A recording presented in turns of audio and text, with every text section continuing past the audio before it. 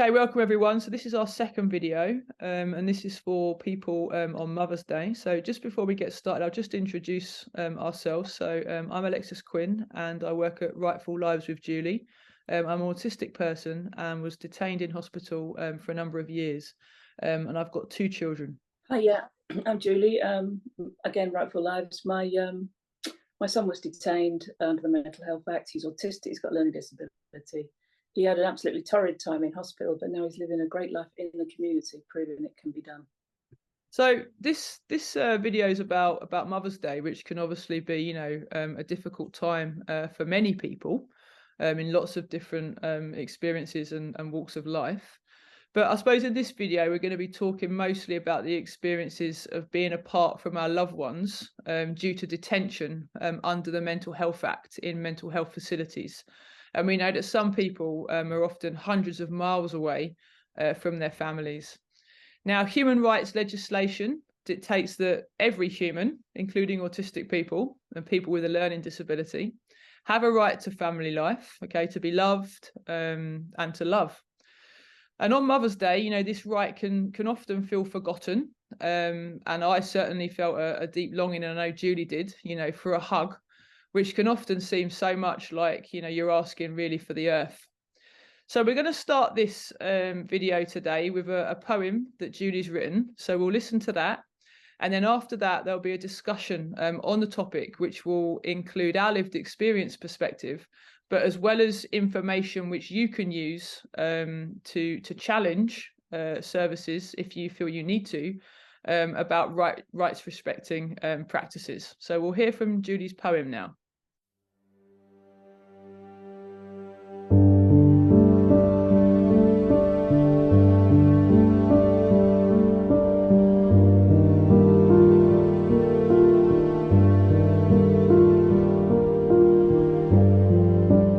I just can't do this anymore.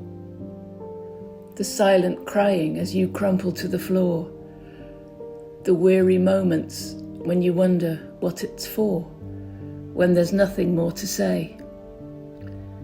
It's not the struggles and the cries, the raging chaos and the lost look in their eyes, the sound of broken lives, the anger and the lies. While you do this every day. It's not the fact you persevered through looks of pity and the friends who disappeared when days stretch longer and it's worse than you had feared and you're really not okay. It's that the system never cares. It's hurried meetings and those endless questionnaires, and then they blame you when the failing is all theirs, while they bluster and delay. It is the laws that they ignore, and you're left wondering, what are those guidelines for? But you're just mum, and soon you get to know the score, and they get to walk away.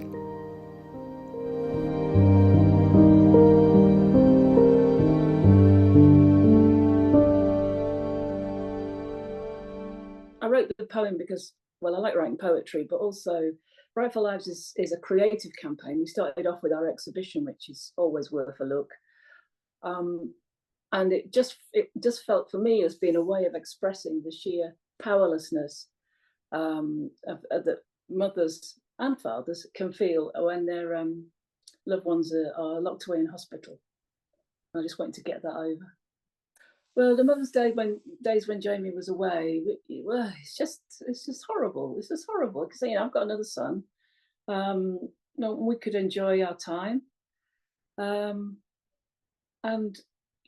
Jamie likes to give me flowers on Mother's Day. He couldn't do that. I mean, that's just what he likes to do. It's that simple. What's so hard about denying him the ability just to do that and to have a hug and maybe have some lunch together? It's really not difficult. Luckily, we've been able to do it lots of times since, but I'm completely aware that there are many, many mothers right now who will be dreading Mother's Day because they know they can't see their child. Yeah, it's that I think for me, like when I was in hospital, it was just that loss of like connection, I suppose, as well, like that touch and that hug, and I think, birthdays, Christmases, Mother's Days, it's almost made all the worse, isn't it? Because it really sort of others you, like you're so bad that you can't have that normal stuff, even on a special day. Yeah, you're not worth the effort. As far as some of these hospitals are concerned, it's just not worth it. For them, it's just another day. It's not worth making the effort for their patient, who would benefit hugely, no doubt, from it, and that has to be a good thing. And it's certainly not worth making the effort for the parents. Um, it just feels incredibly unfair that they just don't get the importance of family and family connections, and that seems to be something that's denied routinely, not just you know as a routine thing to do, but also because it can be used as a punishment. And the connection with family is often severed as a punishment, either because the person wasn't having a good day in a hospital, or because their mother or father dared to complain. And these things are used as punishments. So I can remember one time when Jeremy was due to come home for New Year's celebration, and he was so anxious about not being able to come home that he ended up scuppering it by going into meltdown. He just couldn't handle the anxiety of it being denied to him. He was so scared that it wouldn't happen. Then, of course, that was self-fulfilling prophecy. They then said, "Okay, you've behaved in this way. You're not going to go home and see some fireworks with your parents for New Year's Eve." So it's so counterproductive. And why these places can't see this, I don't know. It all seems to be about them, what suits them, how they will look, how they're perceived, and absolutely nothing to do with what's right for their patient. Yeah, it's interesting, Julie, like what you were saying about, scuppering it and that sort of feeling of Yeah, punishment. Because I remember when I yeah, was in hospital, like basic things like being able to see Addison, they'd be like, "Well, look at you, look at your behaviour, just look at the state of you, and yeah, of course you can't see your child, just because it's almost like you're so bad, look, I just remember like, look at you, just look at you. This is why, just look at you." That kind of like aggression and that kind of othering. And then you start to think to yourself, yeah, like look at me, like I don't deserve to be a mother. I don't, do you know what I mean? And it was so far from the truth. It was so far from the yeah. truth. We used to have a brilliant time, when we met up, and it was the most human. I remember it was the most human I used to feel. And in terms of sort of recovery, not that you can recover from autism or if you've got a learning disability, but in terms of like feeling connected and something and somebody, you can't take it out of you, can you, that you're a child or that you're a mother? That's part of your identity, as well. And so often I felt that was like crushed out of you, that identity as a mother or a child of somebody. Yeah, I totally agree. Yeah, and the fact that as the mother of this person, you can actually offer knowledge, insights, and so many people want to offer that, and yet too many of these hospitals just turn that away and say, "Nope, sorry, we don't need you. You're just causing the problem. You're making it worse." They're always playing up after they've seen you. So we've got to ban your visits, and without really sort of thinking, how can we use families as an aid to helping this person get out of hospital? It's bonkers. I mean, the Joint Committee on Human Rights said families should be seen as human rights defenders, and that's spot on because we're the ones that can see what's going on in these places and speak up for our loved ones. And I suppose it's fair to say that that's another reason for not letting families in to these places, is that they might actually spot some of the stuff that's going on and report it and create waves that these hospitals just don't want to deal with because they will have been found out. Yeah, absolutely. And I think, th- that the distance that's created, you know, in defense of whatever it is they're trying to do, you know, whether it's due to short staffing or, you know, other sort of coercive, perhaps even abusive in some places, abusive practices, whatever the reason, you know, the distance that's created. I mean, certainly for me, and I don't know about for you and your family, but you know, it's almost like you forget how to be in a family. You know, you forget how to sort of love and be loved, and you forget how to relate to people. You know, you forget that you're worthwhile, or that, well, just you forget really that you're actually in a family. I don't know if that's something that you've experienced, Julie. It certainly didn't feel like what you might call normal family. You felt like you're on another planet some of the time, because your experiences are just so different from other people around you. It's so very different, and as a result, you know, you just kind of feel completely alienated from the world, and like you said, you feel less than the rest of the world. As a mother, you know, you've always got that thing. This is my fault. This is something, you know, I did wrong. When actually, no.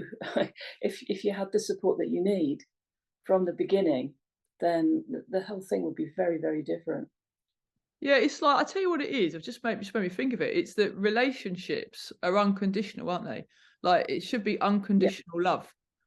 But what these places do Yes. is they make it conditional. Like you can only love, you can only have a relationship, you can only be with your family if you do X, Y, and Z. It's like a Yeah. massive, That's it's a right. massive conflict, isn't it?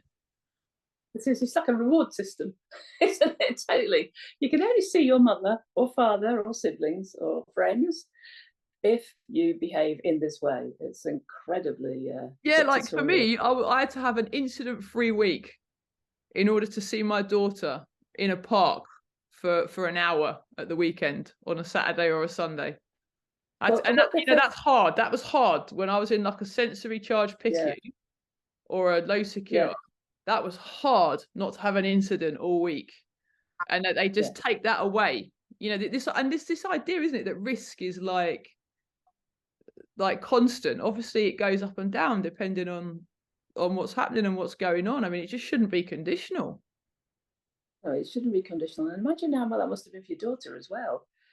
You know, had they thought about the impact on her that their silly little rule had made? No, You know, she no. going to see you or not. And then what does that? It's a bit hard to say, And you but know how what, does that Julie? make Some her of these places, they didn't have feel? family rooms, so I couldn't see her at all. Yeah, So it had to be outside, you know, in a park, or you know. So I think the whole thing. I mean, we know people, don't we? You know, in that we know through Rightful Lives, who, you know, get to see their loved one hundreds of miles away. You know, I'm Dr. Dawn Kavanagh, who's just dashed on. um, and I have autism, and I've got Jack with a learning disability, autism, epilepsy, and ADHD. I'm trying not to think about Mother's Day at all. I don't want to think about it. Mainly because obviously Jack is where he is, locked up in the PICU, without a home. And also, I don't want to think about it because I don't have a mum anymore. I don't have a mother-in-law, and I've lost all the big women in my life, so it's a bit crap, really. oh, big hugs. yeah. Have you had a Mother's Day as an inpatient before for Jack? No, no. We were just saying It's how sort of, yeah, like powerless we've been feeling, you know, and othered we've been feeling in inpatient settings, you know. how I know how unhelpful it is all round for families, for the person in hospital. It's just not helpful at all. No, it's horrible. So, you know, hospitals are often seen as, you know, sort of warehousing people, I suppose. And we know from recent reports that more than 50% of people that are detained in hospital, and the figure's probably much more than that, to be honest, could actually live full and meaningful lives in the community.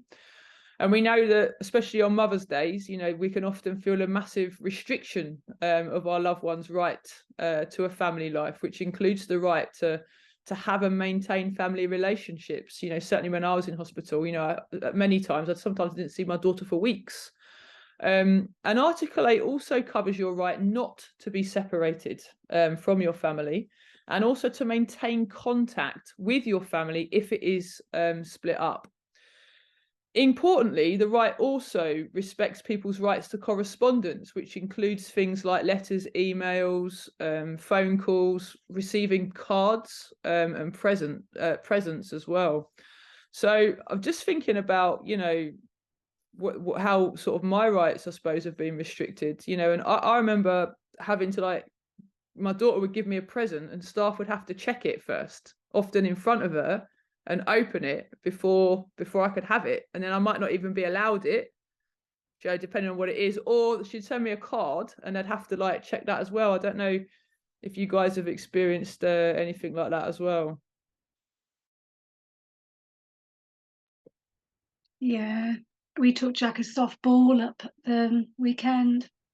It's just a spongy softball, and I thought, well, at least we can play catch. We can do something with it. And they took it off me and said, "Oh no, you can't give that to him. It has to go through higher authority check or something." And I'm thinking, it's a soft ball, it's a sponge ball. So we're not even going to get to give it to him because it has to go through the checks first before it can be given to him. And the whole point is that you want to give it to him, isn't it? You want to. So yeah, and the same with cards, and they write out the cards as well. If we give them a card to give to somebody, to the family, they do it. Because I said to my husband, I said, don't even ask them, because I don't want a card from a member of staff for Mother's Day. I want it from my son. Don't want it from, yeah. So yeah, and everything gets monitored, and you must know what it's like. You both know what it's like.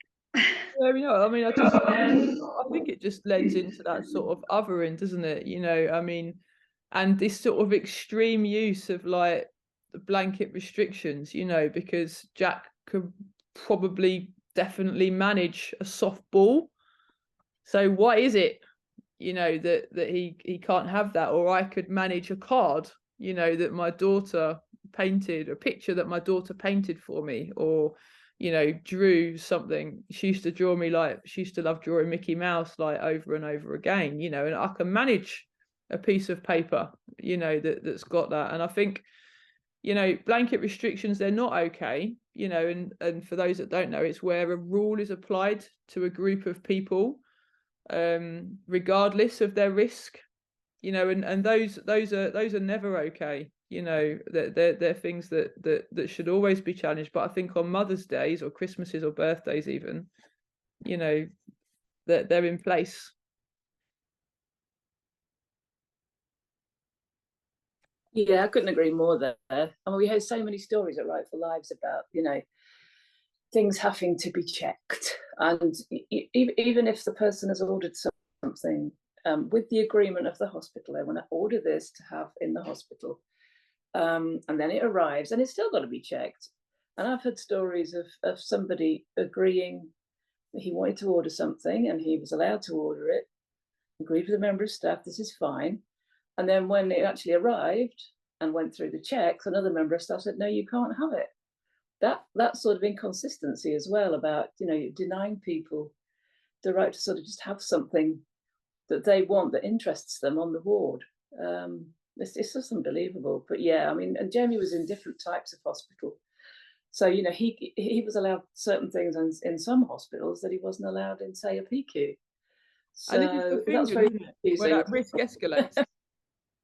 It's like, these blanket restrictions, like, you're only allowed a half an hour phone call once a day, or you're only allowed, you can have a card here but you can't have a card there. These blanket restrictions, like you've said before, it's like drip, drip, drip, but they escalate into bigger forms of restraint and seclusion and, you know, chemical restraint, right? Yeah, I think, you know, any of these restrictions that are there for the convenience of the hospital and not for the benefit of the people on the ward are just ridiculous. You know, that's just lazy, in my opinion. And they can't, you can't sort of say, oh yeah, we're not going to do any of this for anybody because it makes staff life easier. Well, I'm sorry, that's not on, because it's not going to help anybody who's a patient on that ward do well. Yeah. They say it's there to keep people safe, but actually it has the opposite effect, is what I'm trying to say. Yeah, I mean, unjustified blanket restrictions are never okay. So if your loved one's like, you know, thinking about what to do about this, if your loved one's in a situation, you know, I mean, I just didn't know this stuff. Otherwise, I would have challenged it. I didn't realize that, you know, oh, it's not proportionate to have to be incident free all week to spend half an hour or an hour with my daughter at the weekend, or that it's not proportionate. You know, I was never a risk with cards or paper. So you know what I mean? So this is not proportionate, it's not legitimate, so it's illegal, you know, because although you know, people might say, oh, Article 8's a qualified right, so that means that hospitals can sometimes, you know, restrict your right to privacy and family life or correspondence in order to protect other people, but it has to still be necessary, legitimate and proportionate. And if it's not those things, if it's not necessary, legitimate and proportionate for that person at that time in that instance, then it's illegal, actually. It's illegal. Well, Jack's not a risk to a sponge ball, and he has been given the sponge ball, by the way. As soon as it got checked, it was given straight away. It's just, I think it comes down to a staff member not using their judgment, really. As I said, as soon as it's checked, yeah, it's fine, you can have it. It's like you said, isn't it? One member of staff says it's all right, the other one doesn't, and that's what leads you to kind of kick off. Because if you're autistic, you're like, well, which one is it? Which one is it? It was a higher member of staff that it went to get checked off, but you just think, oh, for goodness sake, don't you? It's just yeah, I know, it's just bonkers, isn't it? Yeah, and I think that comes down to training as well. You see as an issue in some of these places that you can't rely on people having common sense, or people having you know, the right knowledge. That they need to be trained, and they need to have the support of management. If somebody wants to make that decision, be trained to make that decision, and know that they'll be supported to make that decision by their own management. But I think, you know, one of the issues we have in these hospitals is that people don't have the training. As you said earlier, Alexis, they might be short-staffed, and if they haven't got the right training and knowledge, then well, again, they don't know what a blanket restriction is. They can't recognise. Or they don't. They don't know what human rights are. They don't know. They don't know what Article 8 is. I can't imagine that. I didn't know what it was when I was in hospital, and I can't imagine many of the staff do. And they might not know what a blanket restriction is. They might not realise that allocating everyone a 30-minute phone call a day is a blanket restriction. You know, not letting people have access to their own phones to make calls is a blanket restriction. I don't know. I don't know what. It's difficult, isn't it, to think what the reasons might be, because it just feels so awful when you're in that situation. I think as well, sometimes people might know that stuff, but are afraid to raise it with senior management. That's probably an issue as well. People don't, you know, staff members don't want to speak out because they think they'll just get, you know, pushed back. I did have something interesting happen the other day. I rang up, and there was just this pause on the phone, because I just felt this kind of like, just this sense of just desperation, really, and just I felt down, and there was just this pause, and I was really surprised because I hadn't spoken to a staff member before, and they filled the pause for me, and they just said, "It must be so hard for you." And I was really shocked, because nobody'd ever said that out of staff, and I just said, "Yeah." And then they said, "It's scandalous what's happening to your son." And I was absolutely shocked. Ooh. I was really shocked. I thought, somebody's actually acknowledged what's happening. They've acknowledged it.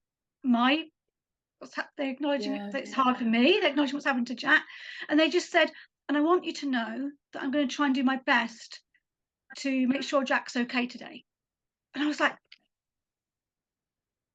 I can't tell you how much I appreciated those 3 things. I came off and sobbed, not because I just couldn't believe that somebody'd actually said those things. There's some really decent staff out there, isn't there? There's some There really are some decent staff, and sometimes you forget that. And I don't know who that chap is, and I'm kind of like now trying to hunt him down because I want him to be with Jack all the time. But I was like, whoever you are, and whoever you don't know how much that meant, isn't it?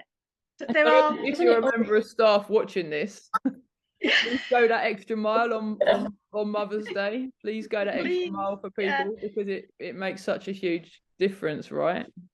It does. Isn't it odd as well, that little bit of kindness reduced you to tears, because it's so rare and unusual, isn't it? That, you know, it's so often you're feeling alienated and pushed away and being told that, you know, you're not needed at best, and you're worse and you're part of the problem or whatever. And then for somebody to sort of say, look, you know, I'm going to do my best for your son today, it just reduces you to tears, because you're just not used to that degree of kindness. And that was a lovely thing for that person to do and say. If you're out there, thank you. Yeah, so thanks to all the staff that try and do a good job. And if you don't, please read up on Article 8 of the Human Rights Act and about blanket restrictions. And I suppose to all the mothers and fathers out there on Mother's Day, whether you're an inpatient and you've got a child outside the unit, or whether it's the other way around, sending you lots of hugs and warmth and support on this difficult day.